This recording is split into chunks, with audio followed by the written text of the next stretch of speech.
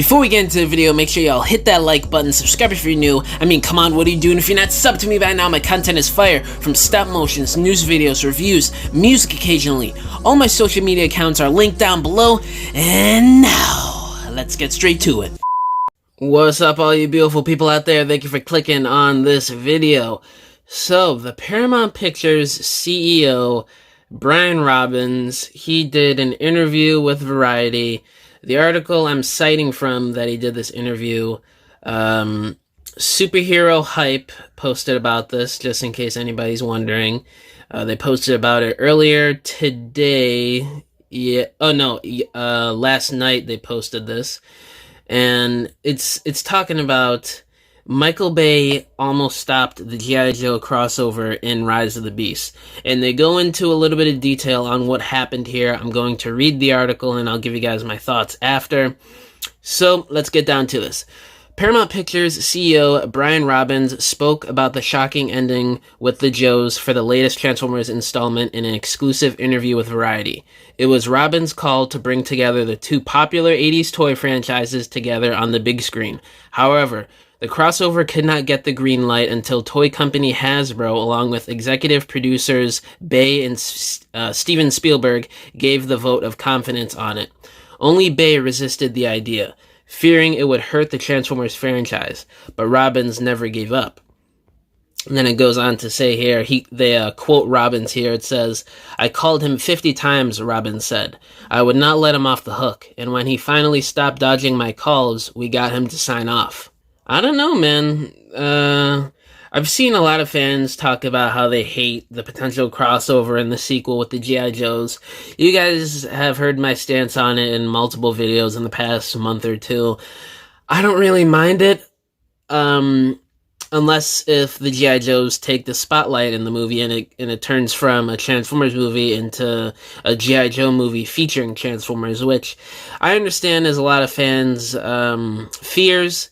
It's mine. I'm thinking about in the back of my head too, like, what if they do this totally wrong?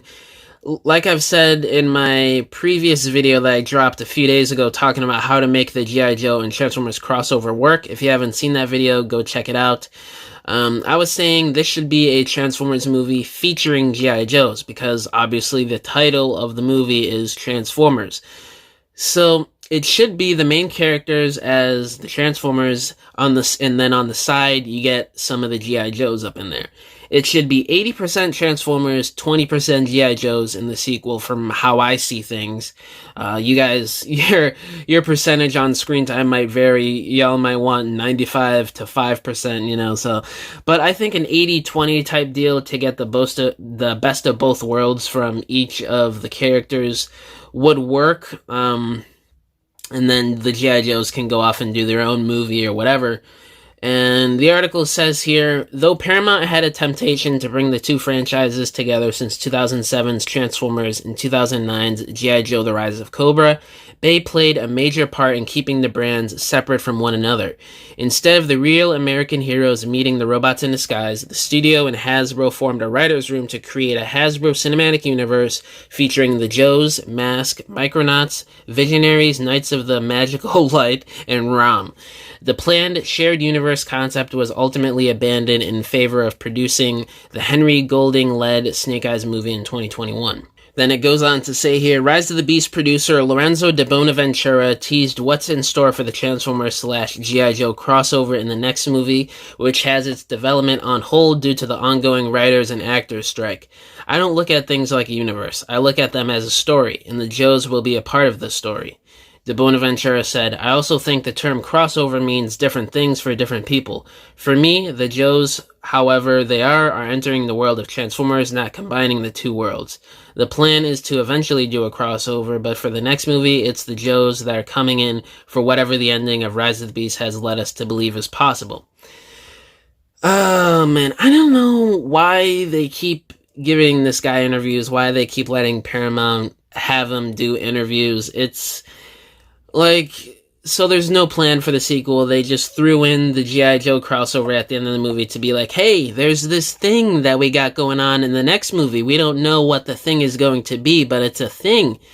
It seems like they just threw it in there to get extra headlines and hype for the movie to to get more people to go see it, when in reality, G.I. Joe is basically a failed 80s brand that really hasn't been able to get its feet up off the ground since the early 2000s, basically. So you're not really getting a whole lot of headlines here, or a whole lot of extra people going to go see the movie just to see the G.I. Joe logo on some card at the end of a 2-hour movie. Like, it just doesn't make any sense, the logic and reason here. But,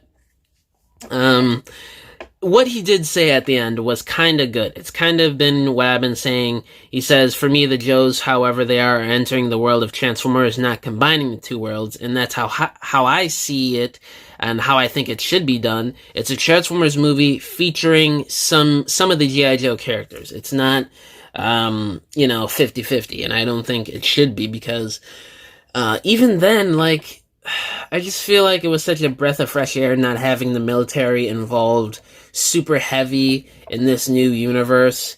And I also feel like the G.I. Joe's coming in now so soon when we haven't even gotten Megatron. Like, think about how crazy this is, guys.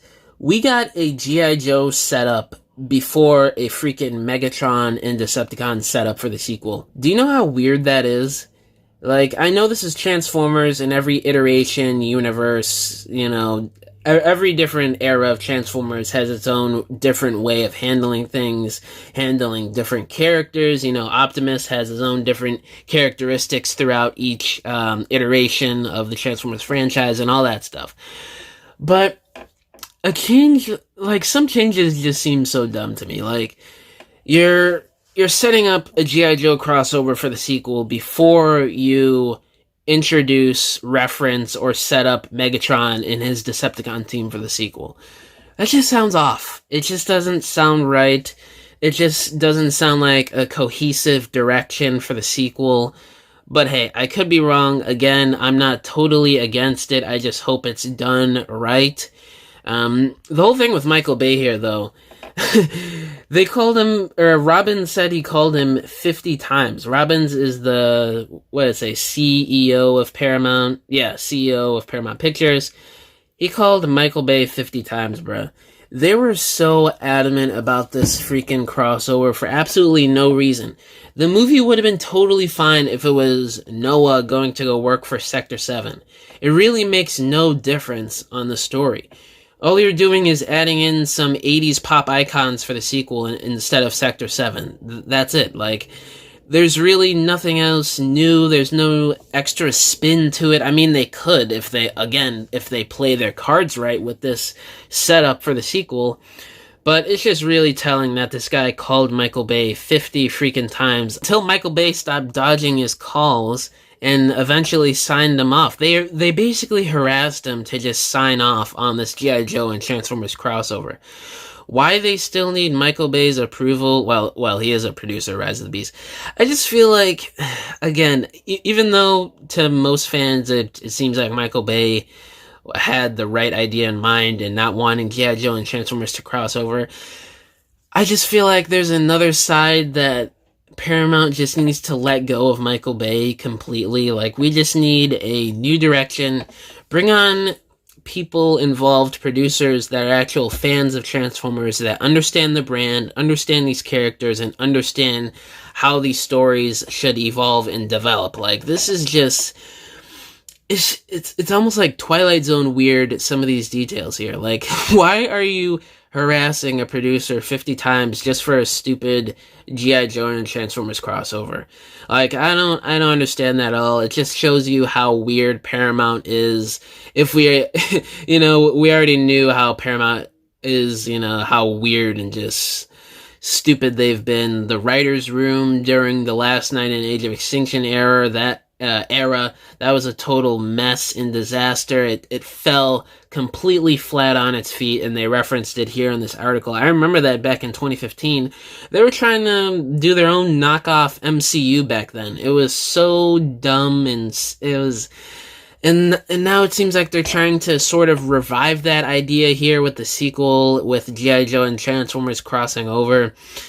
It's just so off to me, but again, I think there's still room to grow. There's still some salvageable stuff here.